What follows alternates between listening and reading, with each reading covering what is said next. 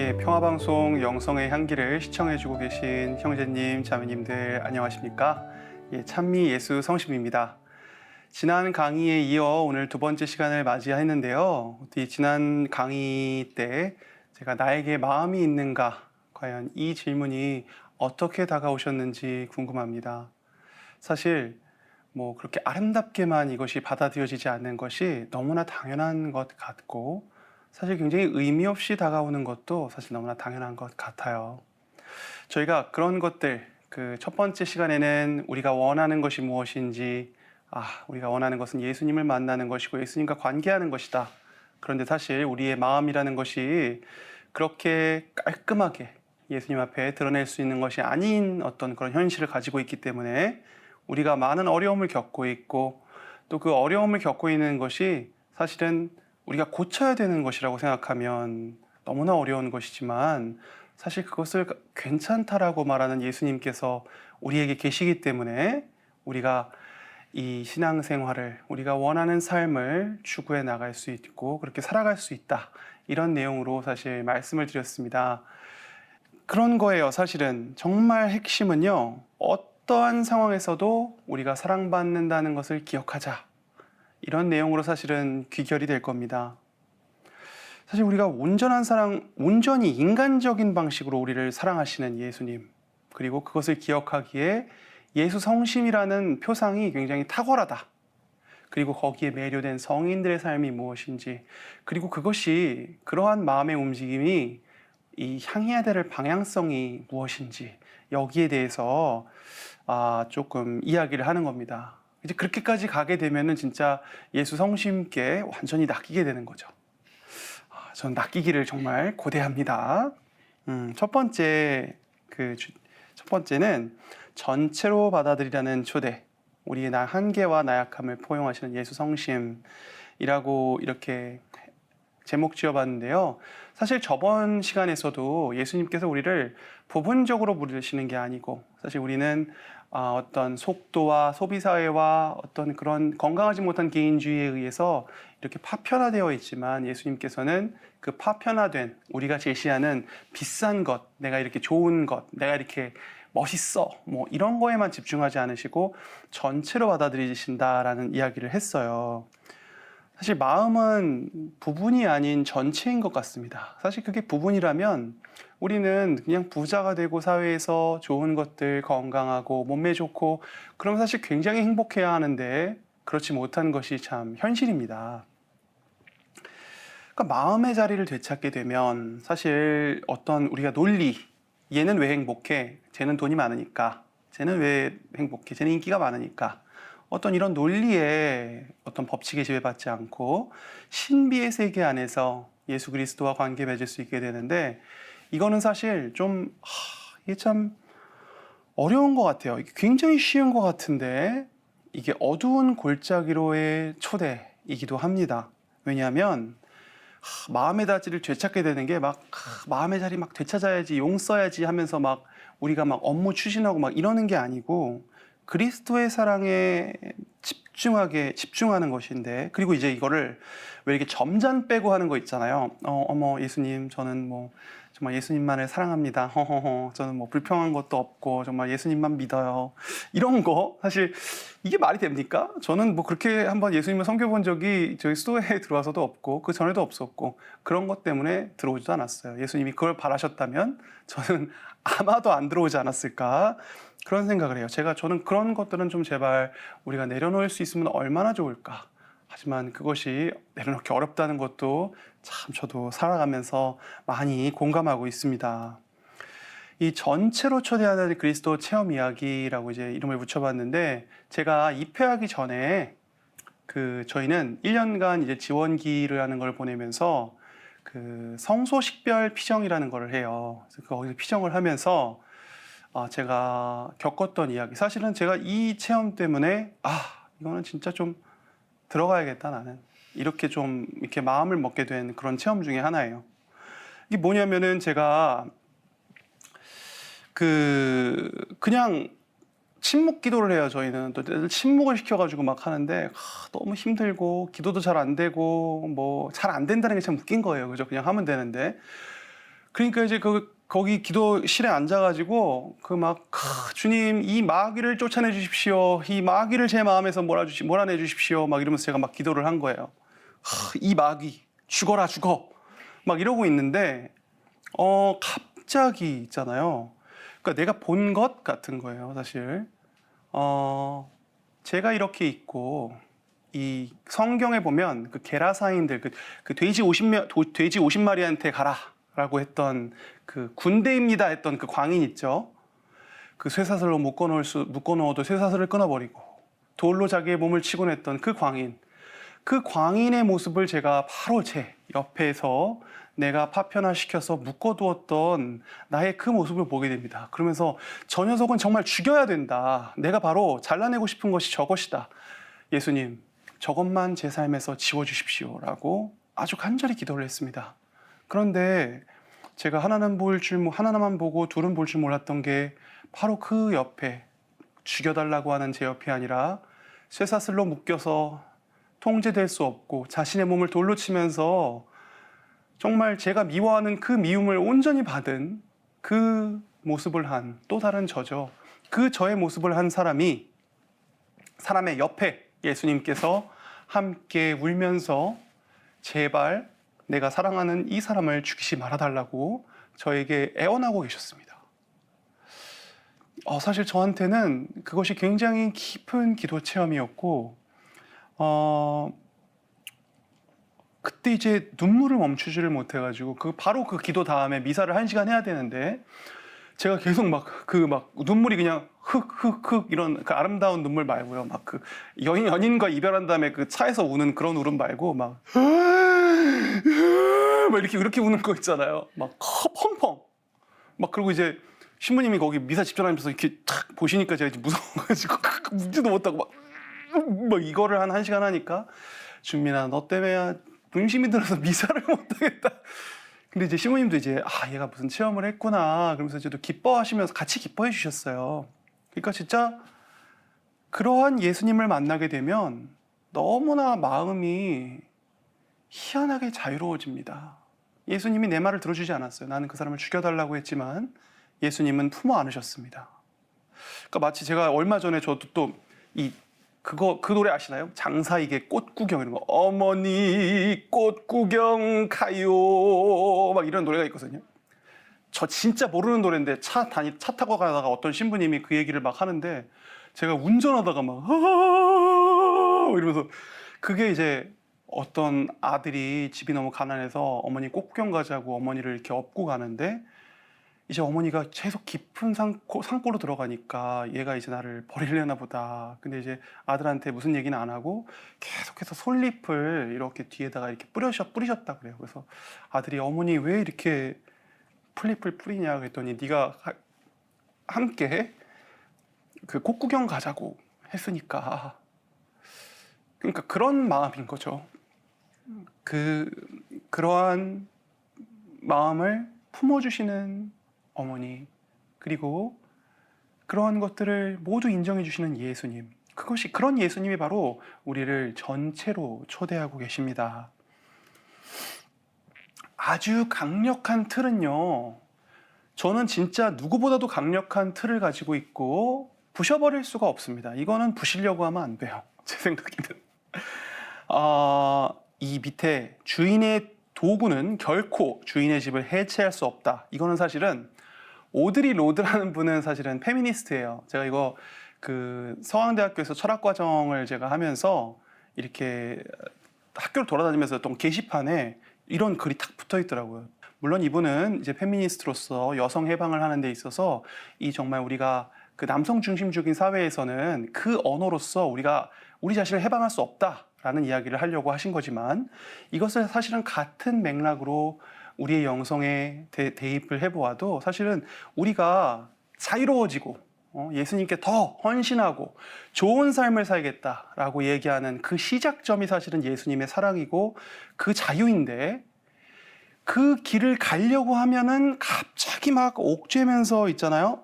저는 저를 이렇게 몰아붙이는 스타일이에요. 끝까지 막 굉장히 무리하게 과식하고 반만 과식하는 게 아니라 일도 과식하고 모두 과식하고 다 과식을 합니다. 그러니까 제가 나 과식에서 자유로워져야지. 그러면 또 딴 거를 막 또 가가지고 막 과식을 하고 있는 거예요. 사실 그러니까 이런 상황입니다. 이게 예수님께서 말이에요.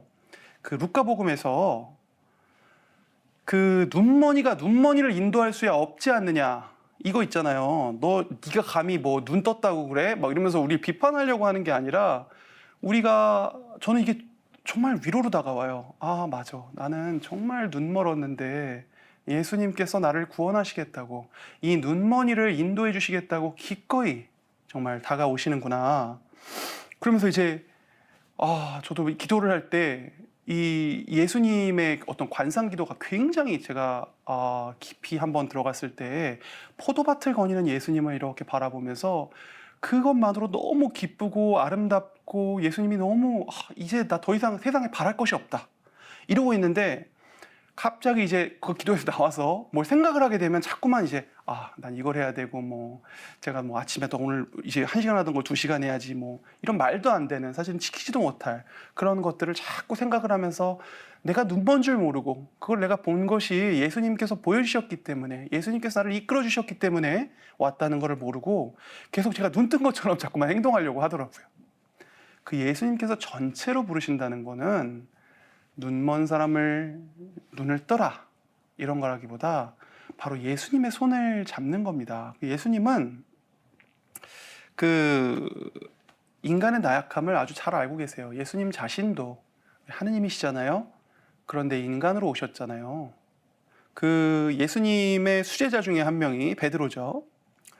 이 지금 그림은 베드로가 이제 예수님께서 밤에 저 물가에 서서 태풍이 치는데 이렇게 계시니까 귀신인 줄 알고 놀라다가, 예수님 저도 물리를 걷게 해주십시오 라고 해서 걸어라. 그러니까 그 베드로도 안 될 줄 알았나 봐. 이게 걸어져? 그러다가 갑자기 두려움이 몰려오니까 막 가라앉기 시작하죠. 그리고 예수님이 구해주십니다. 결국에는 사실 이렇게 믿음이 없는 사람, 처음에 저는 막 성경을 읽으면서 막 그렇게 생각을 했어요. 그런데 예수님께서 바로 이 사람에게 너는 베드로다, 너는 반석이다 라고 이름 붙여주시면서 그를 예수님의 제자로, 그리고 예수님의 일을 하는 어떤 정말 사도로 이렇게 부르십니다. 구약시대에서부터도 인간의 두려움은 아주 너무나 자연스러운 것이었던 것 같아요.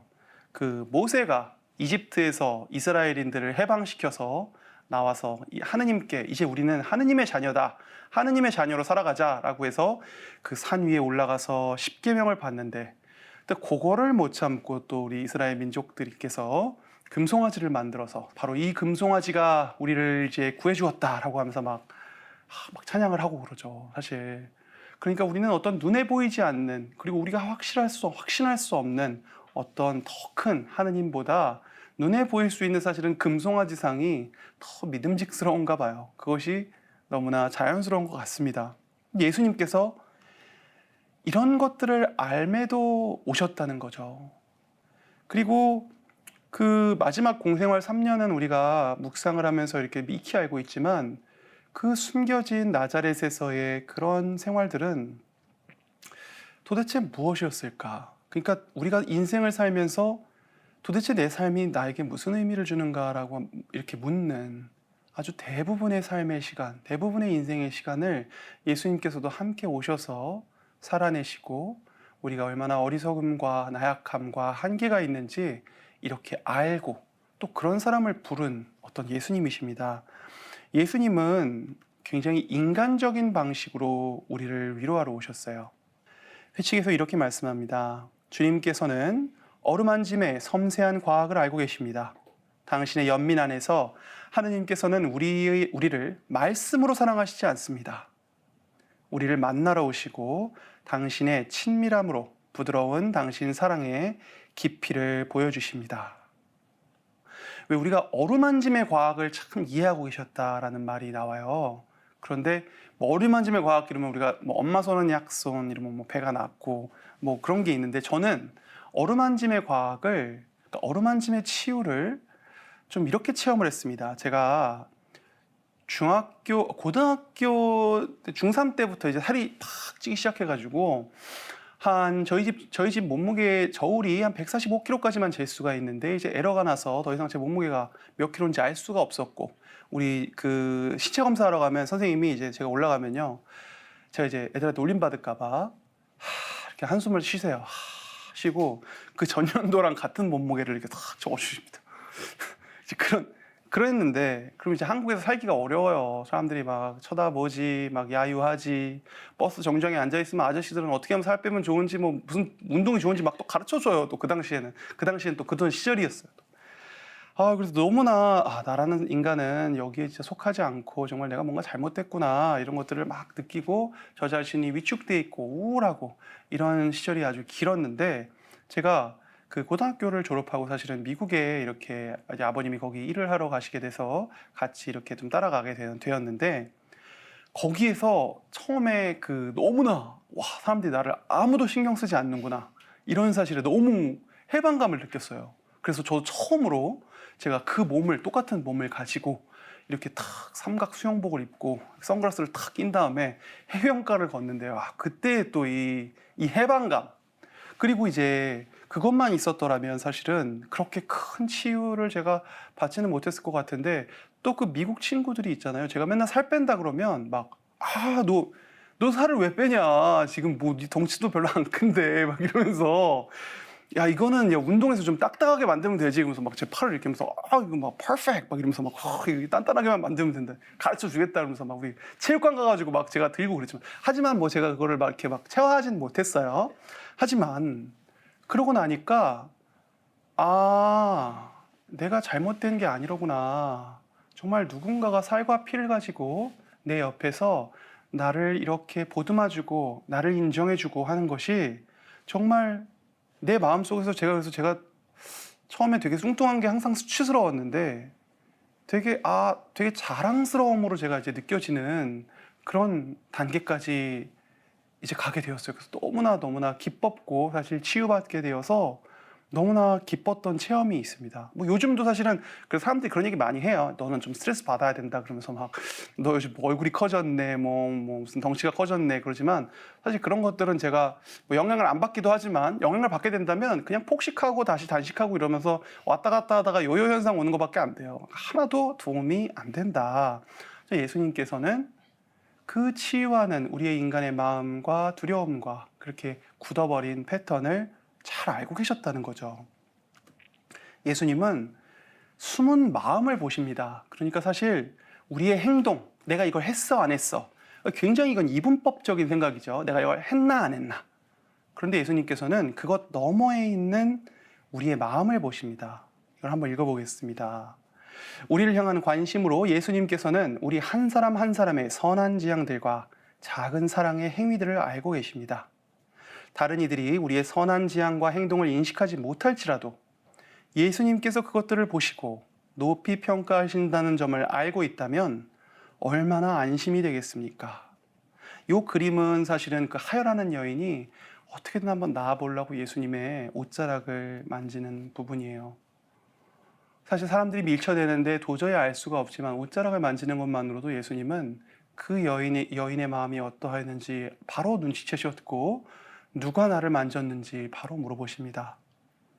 렙톤 2입을 넣은 과부를 보시고는 저 과부는 가장 많은 돈을 넣었다라고 얘기하시고 그 백인 대장에 그냥 예수님 말만 하십시오라는 것이 저 사람 의심할 법도 한데 그것이 참 진실하다는 것을 예수님의 눈은 꿰뚫어 보고 계십니다.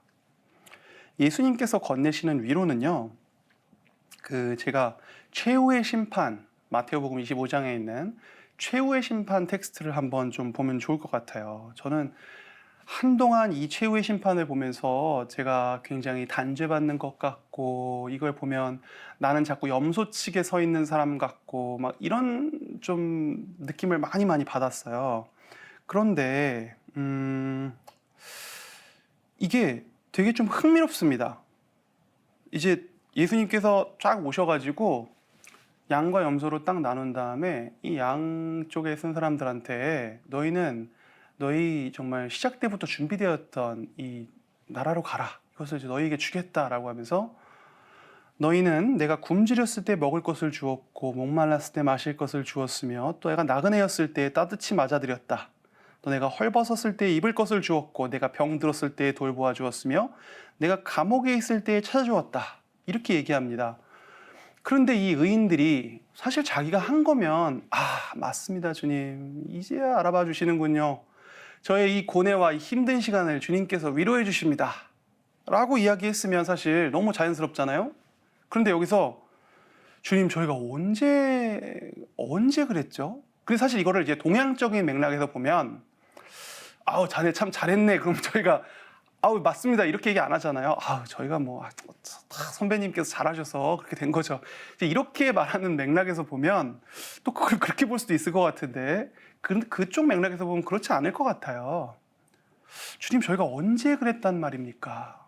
그러니까 이 의인들은 자기들이 그거를 언제 했는지 정말 모르고 있는 거예요. 그래서 어떻게 이걸 모르고 있을 수가 있지?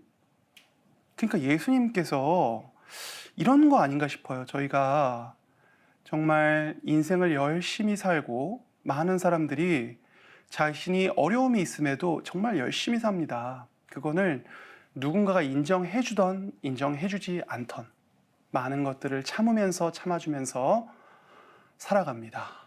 그렇지만 또 그 행동으로 인해서 막 사람들이 상처받고 그러죠. 그런데 결국에 마지막에 가서 우리가 이 세상을 떠나고 주님께로 이렇게 나아갈 때 주님 앞에서 내가 참 주님께서 사랑해 주신 것에 비해서 우리가 마땅하게 살지 못했다, 내가 참 후회만 많다라고 주님께 고백했을 때 아마도 주님께서 우리 자신도 보지 못한, 우리 자신도 알지 못한 그 뒤편에 있는 마음을 우리에게 하나하나 짚어주시면서 네가 이랬을 때 내가 위로받았고 네가 이렇게 한 것은 너무나 잘한 것이고 이런 것들을 우리에게 이렇게 얘기해주는 어떤 복음이 아닐까, 좀 그런 생각이 듭니다. 그러니까 어떤 행위가 아니라 그 마음을 보는 거죠. 이게 굉장히 위로로 다가왔고, 제가 할머니가 이제 돌아가시는 그 체험이 한 번 있었는데, 할머니가 돌아가시기 한 달 전에 할머니를 뵀어요. 근데 이제 할머니의 모습을 이렇게 봤는데 얼굴이 완전히 무너져서 아무도 알아보지 못하는데, 제가 할머니 손에 뭘 주면 자꾸만 저한테 그걸 다시 주시는 거예요. 제가 누군지도 몰라요. 그런데 본인 손에 있는 것을 계속해서 이렇게 다시 주는 겁니다.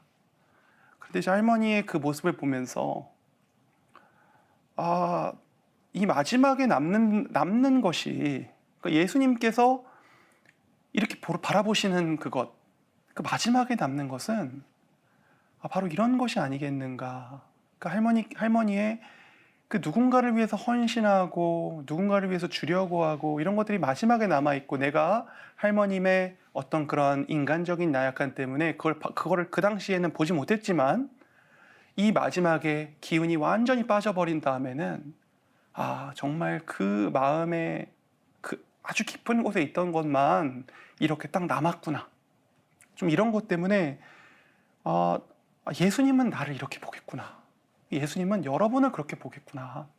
우리가 사실 기운차 가지고 지금 이런저런 이상한 일을 해가지고 자꾸 이게 맞나 저게 맞나 그러지만, 예수님께서 보시는 것은 바로 이런 것이 아닐까. 그래서 예수님은 인간적인 방식으로 우리를 이렇게 위로하러 오셨습니다. 거룩함이나 그러니까 예수님의 거룩함이 깊은 감정을 배제하지 않았다. 그리고 내적 동요를 느끼셨다. 예수님의 눈물이 의심할 여지 없이 진실하였다. 그러니까 그 라자로 죽은 데 가가지고 마리아랑 마르타랑 오는데 마음이 북받쳐져서 산란해지시고 막 우셨습니다. 그리고 그 사람들이 따라온 사람들이 굶고 저기서 있으니까 너무나 가엾은 마음이 드셨다고 해요. 그런데 이제 우리는 그냥 기적 이야기로 알고 있으니까 마치 이게 그냥 예수님께서 이렇게 마법 쓰듯이, 그죠? 비비디 바비디 부 하는 것처럼 이렇게 이렇게 하시려고 약간 무슨 드라마 쓰는 것 같이. 근데 그런 건 아니었을 것 같고, 저는 그런 생각이 들어요. 그러니까 라자로한테 가서, 너무나 이제 친한 사람이겠죠. 마리아와 마르타도 잘 알고 있는 사람이고, 그런데 이제 죽었다는 거예요. 그런데 그렇게 되면 죽었구나. 묻힌 지 사흘이나 지났습니다. 망했구나. 이제 그런 게 아니라 사실은 거기 가서 라자로야 나오너라라고 하는데 지금 이제 예수님이 굉장히 갑자기 주변에 알렐루야가 퍼져져면서 라자로야 나오라 뭐 이러니까 되게 우리가 어색하게 느끼지만 저는 약간 장례식장에 갈 때마다 막 우리 엄마 살려내라고 하면서 막 울고 이제 그런 분들 이렇게 볼 때마다 있잖아요. 그러니까 예수님께서도 그렇게 아름다운 방식이 아닌 어떠한 그러한 외침, 너무나 힘들었기 때문에 외친 것이고 빵 5개랑 물고기 2마리밖에 없는데 니네들가 먹을 거를 주어라라고 막 난리치고 그럼 저는 사실 제가 제자였다면 진짜 황당했을 것 같아요. 이게 도대체 이 말이나 되는 소리인가. 그런데 그 황당한 사실은 행동과 예수님께서 마음으로 깊이 공감하시는 그 과정 안에서 갑자기 기적이 일어난 거예요. 이 기적이 무슨 시나리오 짜듯이 기승전결이 있는 게 아니라 어떤 정말 인간적인 방식으로 존재하고 있는데 그러한 기적이 앞에 벌어진 거죠. 그랬으니까 참 놀라웠지. 안 그럼 제자들이 사실 라자로를 따라갈 때 그냥 뭐 진짜 휘파람 부르면서 갔겠죠. 사실 그런데 그러지 않았잖아요. 정말 우리가 이 예수님께서 진정 인간이셨다는 거, 하느님 진정 하느님이시기도 하지만 동시에 진정 인간이셨다는 거 정말 잊으면 안 될 것 같습니다. 얼마나 인간이셨냐면은 죽음까지 함께 하신 거죠. 그러니까 우리는 아주 불완전한 아주 인간적인 자세로 예수님 앞에 서 있는 것입니다. 그리고 예수님께서는 바로 그런 우리를 사랑한다고 품어 안으시는 거예요. 그 강도가 그냥 대충 그런 게 아니라 자기 몸으로 다 살아내면서 제가 지금까지 말씀하고 나눠드렸던 내용들이 예수님이 그런 강도로 사랑하신 것 같다라고 저는 사실 체험이 됩니다. 네, 예수님께서 우리와 사랑을 나누러 오셨습니다. 사랑을 나누러 오셨다는 거는 우리한테 서비스를 주러 오신 건 아니에요. 사실 서비스는 스파나 이런 데 가서 받는 거죠. 마사지 샵에 가서 서비스 받고. 하지만 사랑을 주러 오셨다는 것은 좀 다른 의미인 것 같아요. 이 사랑을 준다는 거는 사실 참 희한한 게 우리는 그냥 사랑만 줄 수는 없는 것 같습니다. 항상 우리가 전달하는 것은 사랑과 상처가 뒤섞여서 으깨진 형태로 사실 서로 주고받습니다. 그것이 정말 인간적인 방식이고 그런 식으로밖에 사랑을 주고받을 수 없는 것 같아요. 그러니까 누군가는 세상에 편안함과 이런 것만 있다고 막 주장할 수도 있어요. 그런데 그런 것은 정말 다 사기인 것 같습니다. 그렇게 해줄 수 있다? 그러면 그런 것은 사실은 내가 인간으로서 존재하지 않게 해줄 수 있다는 얘기와 같은 이야기인데 그런 것은 말이 안 되는 것 같아요. 그래서 예수님께서 오히려 그런 우리가 사랑과 상처가 으깨진 형태로 우리 안에 있다는 것을 존중해 주시는 것이 저한테는 아주 큰 위로로 남습니다. 그리고 이거 예수 성심을 우리가 기억할 때 예수 성심은 이 창의 상처와 그 가시관을 쓴 모양과 그러한 상처가 있음에도 불구하고 불타고 있는 어떤 형태를 하고 있습니다. 그렇기 때문에 우리가 이 예수 성심을 묵상함에 있어서 어떤 고통과 이 열정과 사랑과 이런 것이 분리된 것이 아니라 우리는 이 성심의 표상 안에서 이것이 하나라는 것을 이렇게 묵상하고 성찰할 수 있게 됩니다. 사랑하는 이들에게 우리는 사실 쉽게 상처를 받습니다. 사실 이 이미지는 제가 AI로 만든 건데 뭐 그렇게 제가 만족스럽지는 않지만 제가 뭘 이야기를 하고 싶었냐면 이 어렸을 때 이 사랑하는 사람들한테 진짜 상처받기가 쉬운 것 같아요. 제가 인생의 반을 좀 우울하게 살았어요. 우울하게 살고 사회성 없이 살다 보니까 어머니께서 이제 아버지께서 저를 이제 교육시키시느라 인생의 기본을 살아야 한다라는 것을 이제 가르쳐 주고 싶으셨죠. 그렇기 때문에 좋은 시간도 굉장히 많았지만 제가 사실은 무지해서 한 행동들에 대해서 혼이 나고 많이 교정받는 시간도 많았습니다. 그래서 자꾸만 제가 뭔가를 할 때마다요, 이 삶의 기본도 안 하고 이거 기본도 안 하고 내가 이런 걸 해도 되나? 막 이런 생각이 문득문득 들고 그것이 그 자꾸만 내가 상처에게 집중하게 될 때면 그것이 저를 삶의 기본을 어떤 체득한 사람으로서 기쁘게 살아나가게 하는 게 아니라 저를 자꾸 옥죄이고 저를 자꾸 이렇게 잡는 어떤 그런 좀 상처로 이렇게 남게 만드는 것 같아요. 그리고 유혹자는 이런 것들을 잘 알고 있고 그렇기 때문에 자꾸만 상처에 이렇게 집중하도록 이렇게 유혹을 하죠. 근데 우리는 상처를 대면하는 이런 작업이 우리가 파편화된 우리 마음을 예수님께서 전체로 부리시고 함께 사랑하자고 이렇게 부르실 때는 이 상처를 어루만지는 그 작업이 굉장히 필수적인 것 같아요. 근데 이걸 우리가 일상생활에서 어떻게 할 수 있는가? 우리의 상처를 대면하는 것이 주로 상처를 대면하라 그러면 많이 이제 상처 앞에서 막 고문을 합니다. 이겨내야 된다. 막 어떻게 이겨내요? 못 이겨내죠. 그러니까 상처인데. 그러니까 우리가 그리스도께서 우리를 부르시는 방식으로 상처를 대면하는 방식이라는 것은 그리스도께서 나의 상처를 보고 나에게 하는 목소리를 듣고 계속해서 기억하는 것일 텐데 그 방식이라는 것이 내가 주로 이제 상처를 받았기 때문에 막 좀 그 남들이 받아들이긴 어려운 그리고 쟤는 왜 저래? 뭐 이런 행동들을 막 하게 되는 거잖아요. 그런데 그것을 다른 사람이 인정해 주어서가 아니라 예수님께서는 내가 어떤 상황에 있는지 그 행동만 딱 잘라서 보는 게 아니라 내 인생 전체를 바라보고 계시기 때문에 누구도 이해해 줄 수 없지만 예수님께서는 이해해 주고 계신다라는 것을 기억하고 나도 그러한 방식으로 나의 상처와 그리고 나의 그 상처로 인한 그 죄의 행위들을 그런 식으로 바라볼 수 있게끔 노력하는 것이 상처를 대면하는 일 같습니다. 그러니까 그것이 용서받을 만해서가 아니라 예수님께서 그렇게 하시고 있기 때문에 내가 그냥 자아도취하고 그냥 내가 그냥 잊어버리려고 하는 게 아니라 예수님께서 내 옆에서 끊임없이 그렇게 말씀하시고 있기 때문에 그런 식으로 우리에게 계속해서 이야기하면서 괜찮다. 나는 내가 이런 행위를 한 것은 충분한 이유가 있을 것이다 라고 하면서 우리 자신에게 끊임없이 이야기해주고 결국에는 예수님의 목소리를 듣는 데까지 가는 것이죠. 이것이 사실은 상처를 그냥 고문하는 것이 아닌 사실은 대면하는 과정이 아닌가. 그리고 우리를 통합하는 그 마음을 전체로서 통합하는 과정에서는 이게 굉장히 좀 필요한 과정인 것 같아요. 이게 제 얘기가 아니라 그렇죠? 십자가의 성요한 이 굉장히 유명한 분이죠. 이분께서도 유사한 이야기를 하시는 것 같아요. 신랑은 신부가 자신에 대한 사랑으로 상처 입은 것을 보며 신부의 슬픔으로 말미암아 자신도 신부에 대한 사랑으로 상처를 입습니다.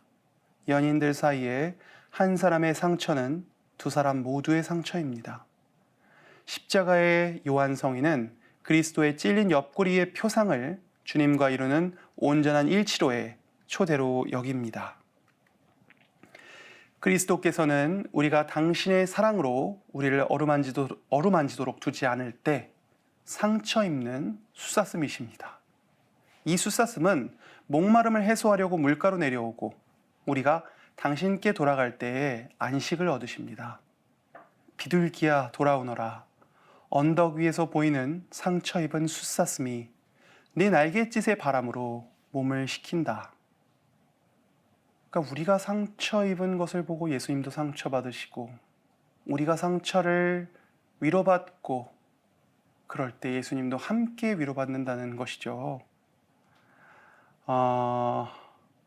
우리는 바로 이러한 마음을 예수님께서 어루만질 수 있도록 계속해서 그 예수님의 목소리의 방향으로 우리의 마음을 방향짓게 하는 것이 굉장히 중요한 것 같습니다. 사실 이게 시작이고 사실은 거의 모르겠어요. 제가 뭐 더 깊이 살아보면 또 다른 게 있을 수도 있겠지만 지금으로서는 이것 외에 다른 것이 있을까? 그런 생각이 좀 듭니다.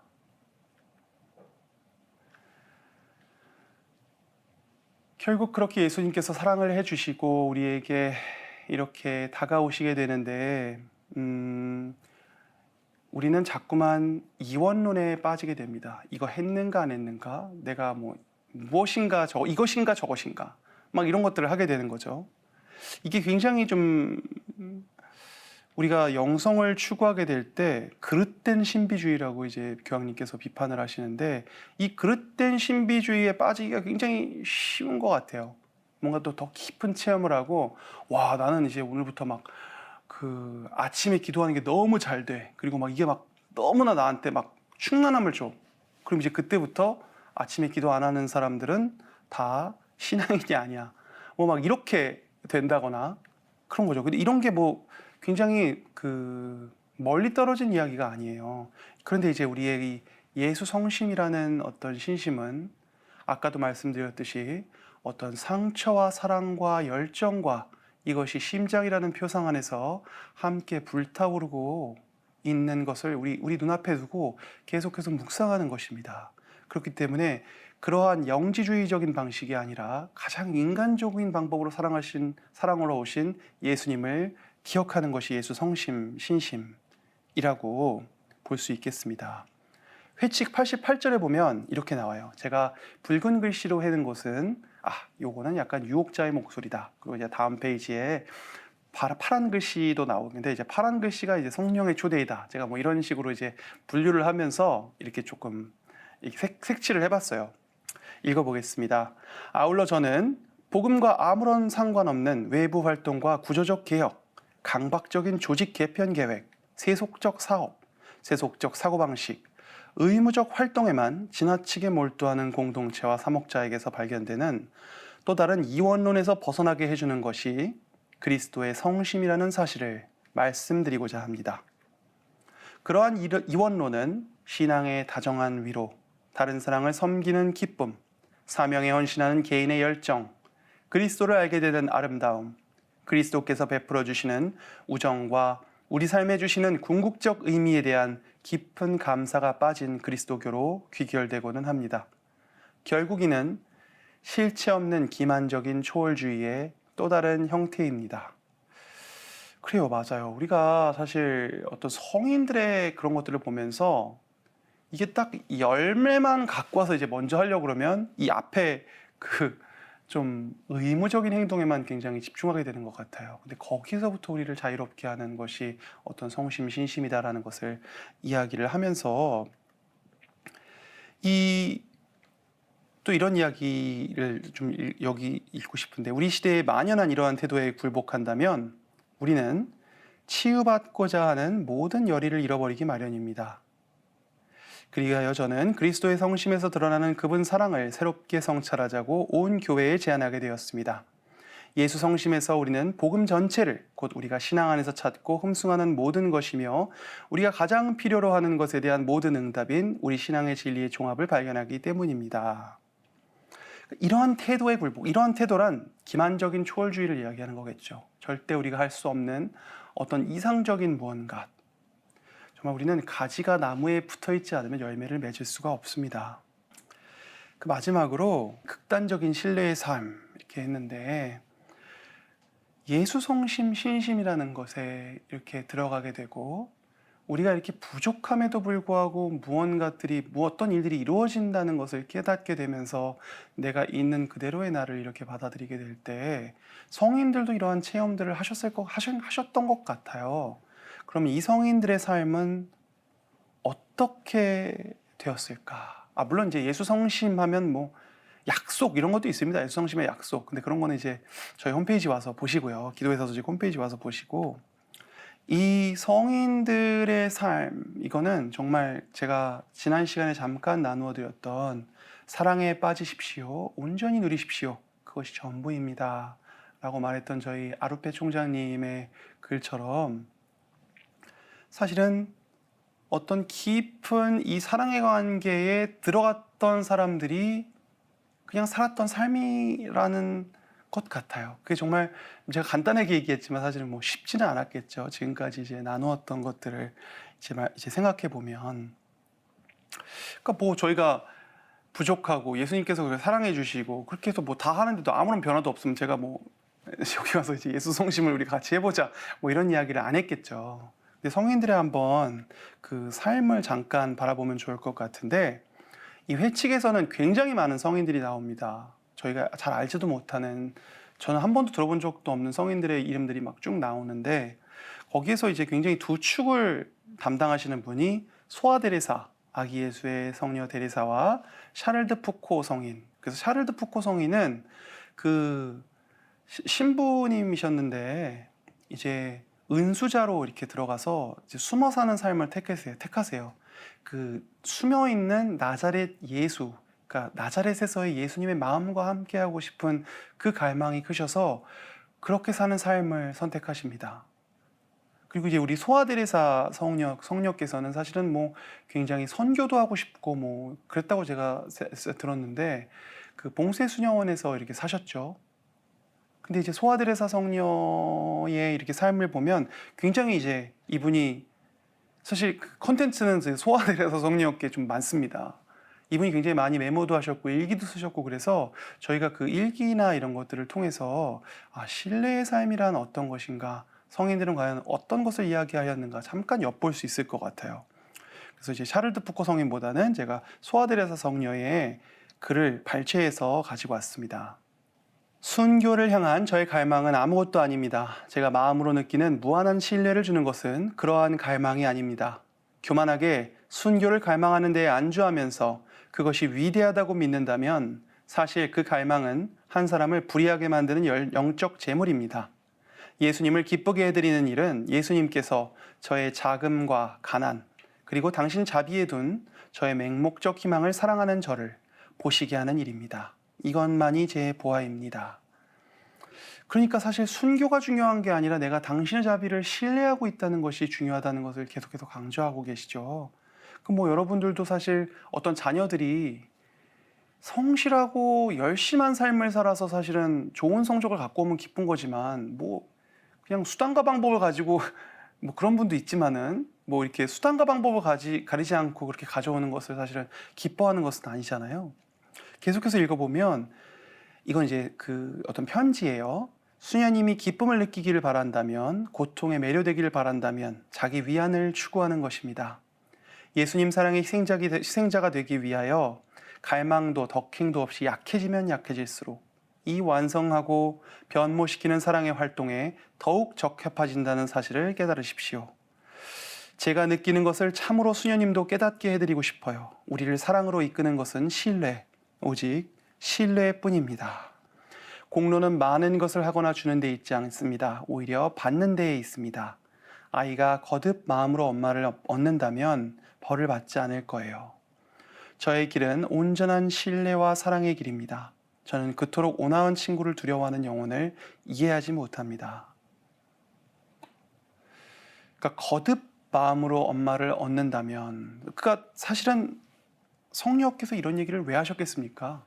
자기도 그렇게 사니까 이런 나눔이 나오지 않으셨을까요? 자기도 굉장히 불안정한 삶을 살고, 자기도 계속해서 뭔가 이 공로가 받는 데에 있다잖아요. 그러니까 받는 게 얼마나 어렵고, 그리고 계속해서 엄마에게 마음을 얻으러 가는 것이 얼마나 자기가 힘든 것을 알았기 때문에, 그리고 힘듦과 동시에 그걸 할 수 있다면 얼마나 자유를 얻는 것이 알았기 때문에 성녀께서 이런 말씀을 하셨던 것 같아요. 이 성녀의 고백을 조금 이해해 보려고 하면요, 제가 한번 저희 좀 나이가 많이 드신 예수회원 분이신데 강론에서 그런 고백을 하셨어요. 내가 이제 늙은 쭉정이가 되었다. 그래서 사실 그 뒤의 내용들은 정확히 기억나지가 않아요. 그런데 그분의 말씀은, 근데 이렇게 늙은 쭉정임에도 불구하고 나를 사랑해 주시는 예수님이 계시기에 내가 너무나 감사한다라는 내용의 강론이었어요. 그리고 저희 공동체에서 이제 어떤 신부님이 신부님, 저희는 도대체 언제 변화합니까? 라고 하니까 한 노신부님께서 변화하지 않는 것을 아는 것이 큰 변화이다라고 이제 말씀을 해주셨는데, 말장난을 하려는 게 아니라 바로 변화하지 않는 나를 예수님께 보이고 사랑받는 것이 진정한 변화라는 것이죠. 뭔가를 뜯어 고쳐서 예수님께 보여야 하는 것이 아니라, 그 성령께서도 뭔가 그러한 것들을 사람들에게 전달해주고 싶었을 것 같아요. 저도 맨날 무엇과 어떤 것, 해야 되는 것들, 이런 것들에 자꾸 치여 살아요. 그래서 항상 제 마음을 보면 뭔가 치유하고 치워야 하고 이런 것들로 겹겹이 쌓여 있습니다. 그리고 예수님은 사실은 그걸 하지 않아도 되지만 저를 너무 사랑하시기 때문에 제가 그렇게 하고 있는 것들을 차마 멈추라 하지 못하고 그냥 내버려 두십니다. 옆에서 바라보고 계시죠. 그런데 이제 매번 연피정에 가서 느끼는 것은, 내가 사실은 이러한 상처와 이러한 어지러움과 나의 우둔함과 이 혼돈에도 불구하고 사실 그 안에서 예수님과 손잡고 춤추고 그 안에서 예수님과 지낼 수 있는데, 내가 지금까지 뭘 했다는 것인가, 어떤 내가 질서를 잡으려고 했던 것인가 라는 것을 깊이 느끼면서, 내 앞으로의 1년 동안 이렇게 어지러워지고 이렇게 파편화되고 내가 다시 끌어모을 수 없고 불확실하고 이런 것 안에서 예수님을 신뢰하면서 살고 싶다라는 마음이 항상 커져서 이렇게 나오게 되는 것 같습니다.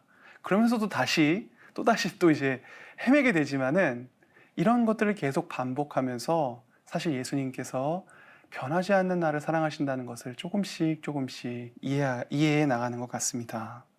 우리가 그분의 사랑을 거부하면 이 은혜로운 선물에 장벽을 치는 것이고, 우리가 그 사랑을 신뢰로 받아들이면 공간이 열립니다. 곧 이 은혜로운 선물이 우리 마음 안으로 쏟아질 수 있는 통로가 생깁니다. 우리의 거부나 무관심은 그분 권능의 효과와 우리 안에 연근은 그분 사랑의 풍성한 열매를 제한합니다. 그리스도께서 나에게 열려있고 신뢰하는 마음을 만나시지 못한다면, 그분 뜻에 따라 그분의 사랑은 내 삶에서 그리고 그분께서 당신 현존을 위하여 나를 부르신 이 세상에서 유일무이하고 반복될 수 없는 그 사랑의 확장성을 멈추어 버립니다. 그러니까 예수 그리스도의 사랑에 우리의 나약함을 열어놓는다는 것은 어떤 그런 초월적인 기적을 이렇게 불러일으키는 것 같습니다.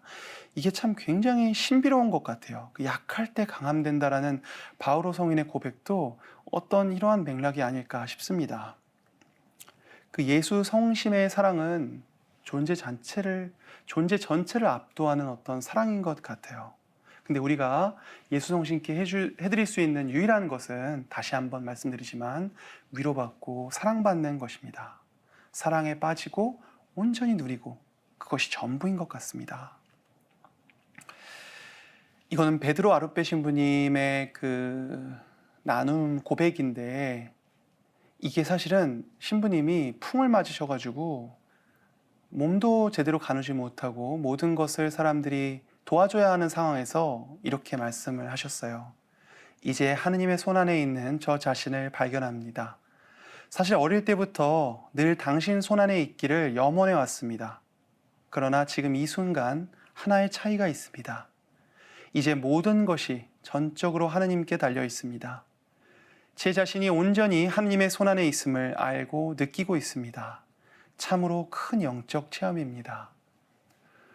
사실 모든 것을 다 잃고도 이렇게 신뢰할 수 있다는 것, 그리고 사실 그 신뢰의 힘에서 어떠한 우리의 인간적인 나약함과 연약함은 사랑으로 이렇게 좀 승화되어 버리는 어떤 그런 좀 기적을 저는 이 기도문에서 느끼게 됩니다.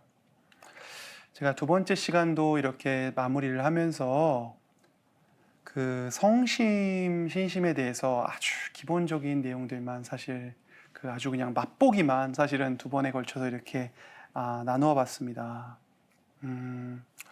이 성심의 신심이라는 거는, 다시 한번 말씀드리지만, 상처와 사랑과 열정과 이 모든 것이 그리스도께서 함께 가지고 계셨고, 우리가 갖고 있는 그러한 상처와 열정과 불안함과 나약함과 한계조차 그리스도의 이 성심 안에서 존중받고 사랑받고 있다는 것을 깨닫게 해주는 사실은 신심이고, 거기에서부터 시작해서 아주 하느님만을 바라는 극단적인 신뢰의 삶으로 옮아가는 그러한 신심이라고 말씀드릴 수 있겠습니다. 이제 강의 마치면서 프란치스코 교황님께서 무엇을 말하려고 하셨는지 저희가 이제 두 번에 걸쳐서 이제 좀 알아봤습니다. 예수 성심의 사랑 안에서 모두 위로받을 수 있으시면 좋을 것 같고, 더 큰 신뢰의 삶에서 내가 약해질수록, 죽음에 가까워질수록 더욱 거센 사랑으로 응답하시는 예수 성심의 그 사랑에 깊이 응답하시고 만날 수 있었으면 좋겠습니다. 아멘. 감사합니다. 이번 시간 마치도록 하겠습니다.